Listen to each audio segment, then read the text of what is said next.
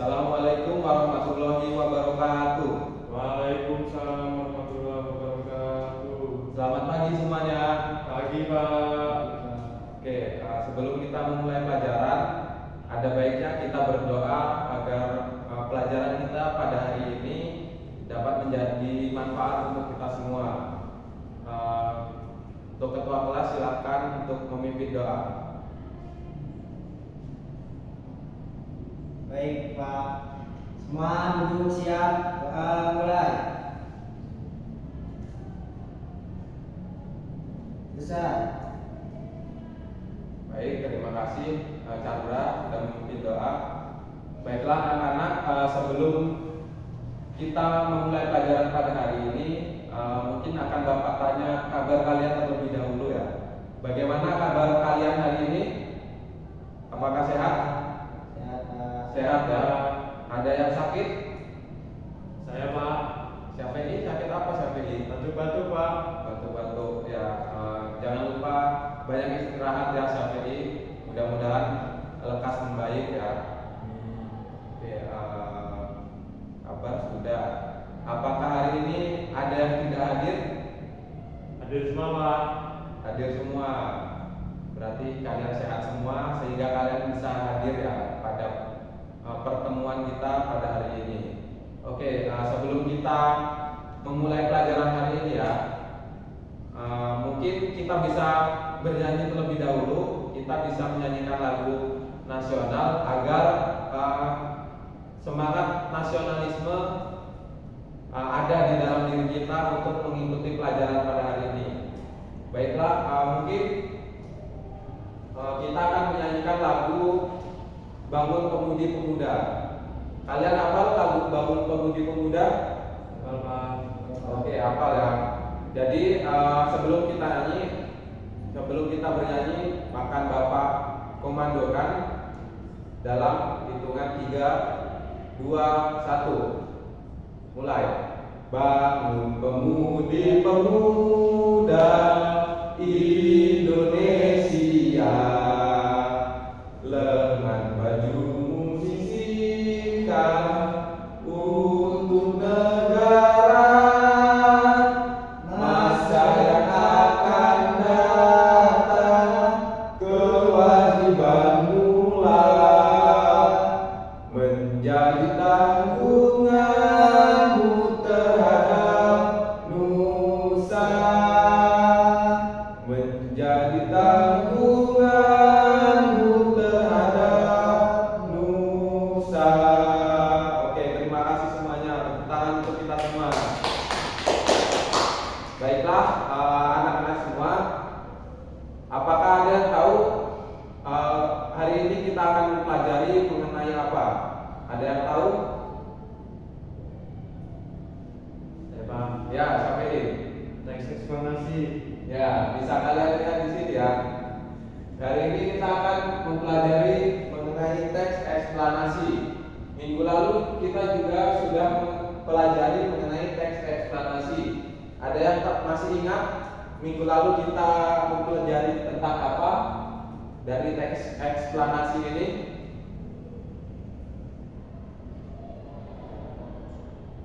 Saya, Pak. Ya, siapa ini? Unsur eksplanasi. Ya, benar siapa ya. Minggu lalu kita mempelajari mengenai unsur dan juga pengertian dan juga unsur-unsur dari teks eksplanasi. Nah, pada pertemuan ini kita akan membahas mengenai isi, struktur dan juga kaidah pembahasaan dari teks eksplanasi ini. Oke, sebelum itu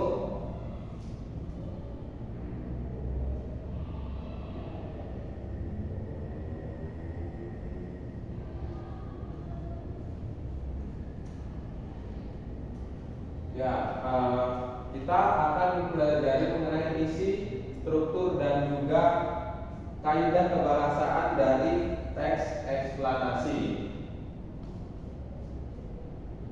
Nah, ini adalah pokok bahasan kita pada hari ini. Yang pertama mengenai apa itu teks eksplanasi, lalu yang kedua mengenai apa isi dari teks eksplanasi, lalu yang ketiga bagaimana struktur dari teks eksplanasi, dan yang keempat bagaimana kaidah kebahasaan yang ada di dalam teks eksplanasi ini. Oke, baiklah kita lanjut.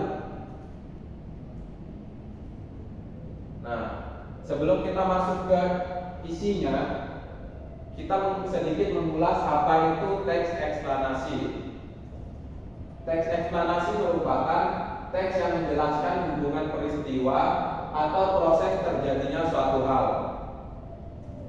Selain proses perkembangan suatu tempat, teks eksplanasi dapat kalian temukan pada bacaan-bacaan lain yang menjelaskan proses terjadinya misalkan bencana alam, terjadinya fenomena sosial atau budaya. Mungkin juga pada proses yang berkenaan dengan tubuh manusia. Selanjutnya, nah di sini ada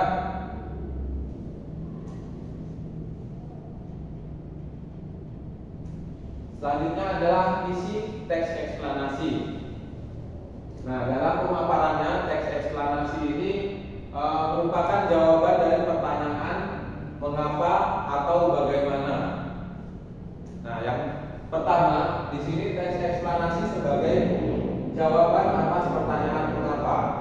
Uraiannya yang bersifat kausalitas. Lalu yang kedua ada teks eksplanasi sebagai jawaban atas pertanyaan bagaimana, yang uraiannya bersifat kronologis.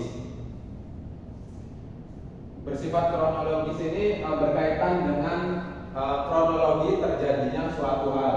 Misalkan di sini ada contoh dari sebuah teks eksplanasi. Bisa kalian baca ya. Apakah terlihat Syafi'i? Terlihat Pak. Ya. Silakan dibacakan Syafi'i yang paling atas ya. Baik Pak.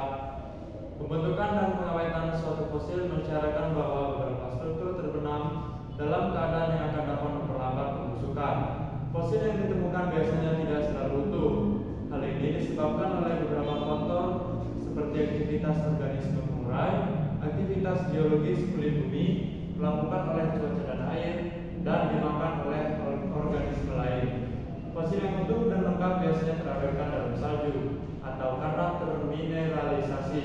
Fosil yang berupa jejak dapat merupakan tapak kaki, tangan, dan daun tumbuhan. Baiklah, terima kasih Syafi'i. Nah, dari cuplikan teks eksplanasi tersebut dapat kalian pahami ya bahwa cuplikan tersebut menjelaskan mengenai proses pembentukan dan pengawetan dari sebuah fosil seperti itu. Berdasarkan pengembangannya, teks tersebut disusun dengan pola kausalitas. Hubungan antar kalimatnya menyatakan pola sebab akibat seperti itu. Nah, dengan demikian cuplikan tersebut merupakan jawaban atas pertanyaan mengapa dan juga bagaimana. Seperti mengapa fosil itu bisa terawetkan dan bagaimana fosil itu bisa terawetkan. Jadi itulah tadi ya, terdapat isi dari teks eksplanasi.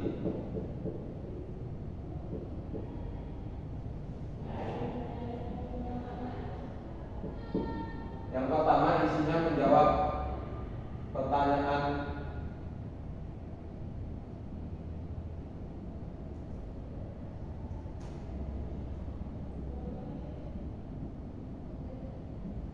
mengapa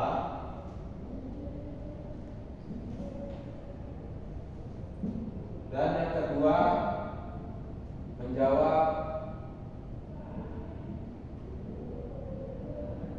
pertanyaan bagaimana.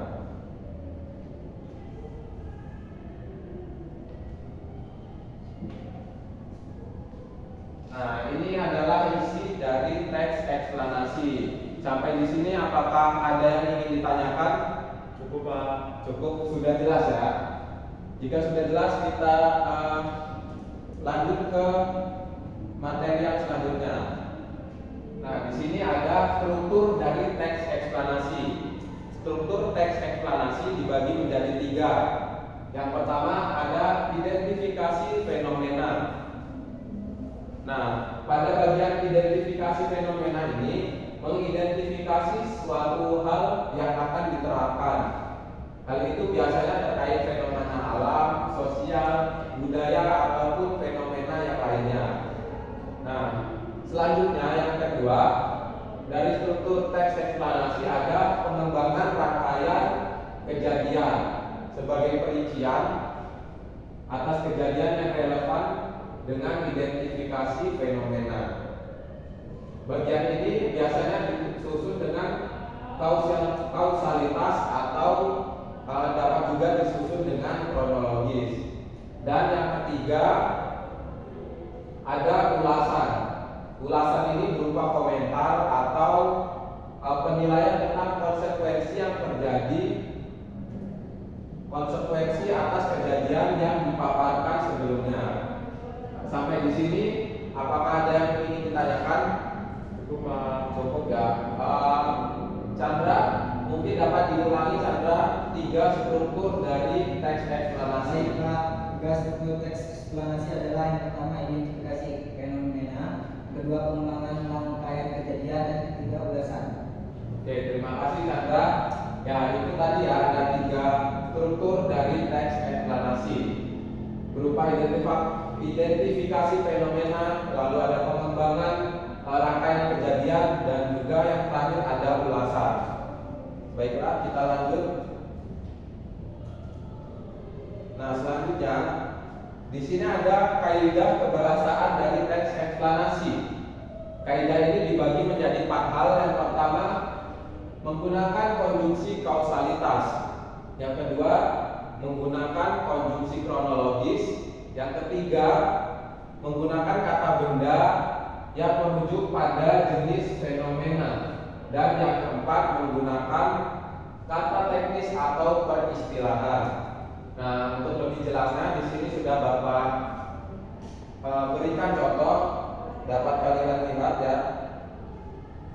Nah, yang pertama dalam kaidah kebahasaan teks eksplanasi ini ada menggunakan konjungsi kausalitas. Seperti apa konjungsi kausalitas itu? Nah, di sini ada antara lain konjungsi kausalitas itu ada contohnya sebab, karena, oleh sebab itu, oleh karena itu, ataupun sehingga.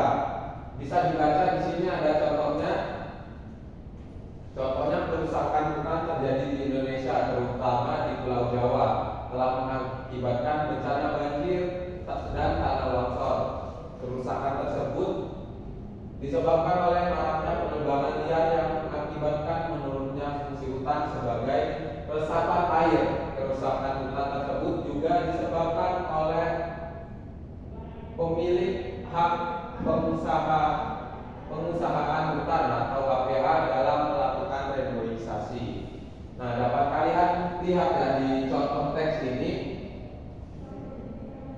ada konjungsi kausalitas yang digunakan di contoh teks ini, yaitu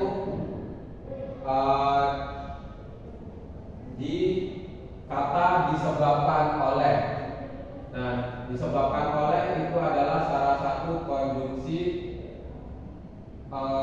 kausalitas. Lalu yang selanjutnya di sini ada kaidah kebahasaan yang kedua. Ada menggunakan konjungsi kronologis. Konjungsi kronologis itu adalah berkaitan dengan kronologi. Jadi contoh dari konjungsi kronologis ini seperti kemudian, lalu, setelah itu, dan pada akhirnya. Syafi'i, apakah jelas yang Bapak sampaikan?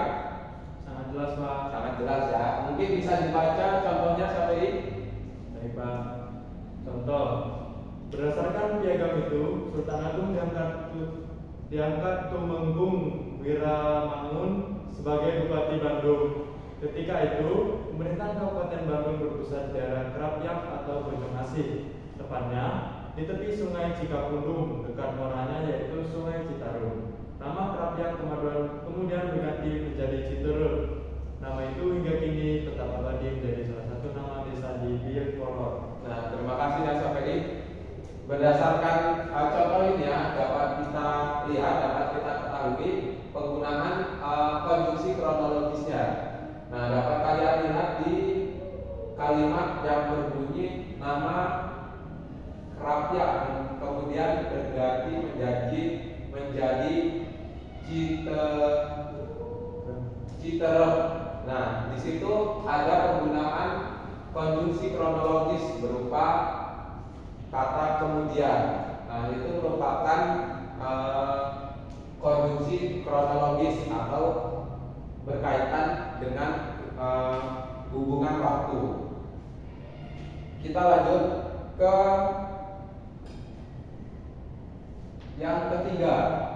Yang ketiga menggunakan kata benda yang merujuk pada jenis fenomena, bukannya pada kata ganti penceritanya.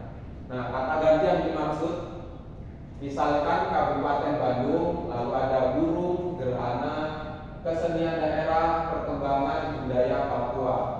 Nah, kata-kata ganti itu merujuk pada jenis fenomena yang terjadi, bukan pada kata ganti penceritanya. Lalu kita lanjut ke yang kaidah kebahasaan yang terakhir adalah menggunakan kata teknis atau peristilahan sesuai dengan topik yang dibahasnya. Dinata, bisa dibaca contohnya di sini. Baik Pak.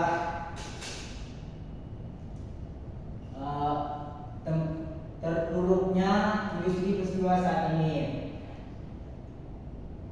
ternyata telah mendorong masyarakat perdesaan melirik sektor pertanian. Banyak pemuda atau pasangan muda yang dulu bekerja di kota seperti di Denpasar, Sanur atau Kuta kemudian memilih pulang ke kampung. Pasalnya krisis akibat terpuruknya peristiwa itu tidak hanya dirasakan industri peristiwa, tapi juga sektor kerajinan tangan dan pertanian.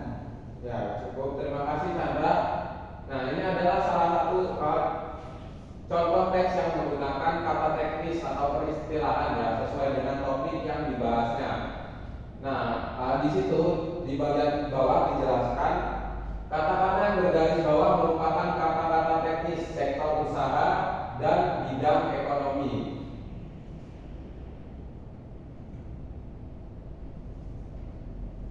Nah, di situ dijelaskan bahwa ada penggunaan kata istilah yang marak digunakan di bidang ekonomi sesuai dengan contoh teks yang tertera di sini.